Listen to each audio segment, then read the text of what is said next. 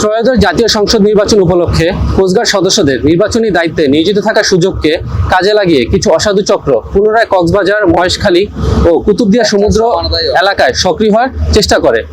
তবে ডাকাত ও জলদস্যুদের আটকের নিমিত্তে ইতোমধ্যে কোস্টগার্ড দায়িত্বপ্রাপ্ত এলাকায় 24 ঘন্টা টহল ও গোয়েন্দা তৎপরতা বৃদ্ধি করেছে।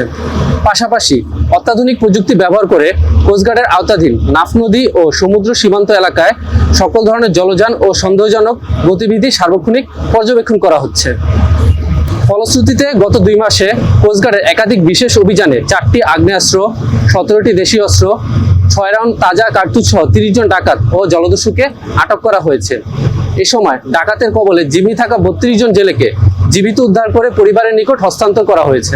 আজ 11 মার্চ 2026 তারিখ বুধবার দিনব্যাপী কোস্টগার্ড বেস চট্টগ্রাম, কোস্টগার্ড জাহাজ শ্যামল বাংলা স্টেশন কক্সবাজার, মহেশখালী, মাতারবাড়ি, কুতুবদিয়া ও শাহপাড়ি কর্তৃক আওতাধীন সমুদ্র এলাকায় ডাকাত ও জলদস্যু নির্মূলে এবং সমুদ্রে মৎস্য আহরণে নিয়োজিত থাকা জেলেদের সার্বিক নিরাপত্তা নিশ্চিতে সাঁড়াশি অভিযান পরিচালনা করা হয়।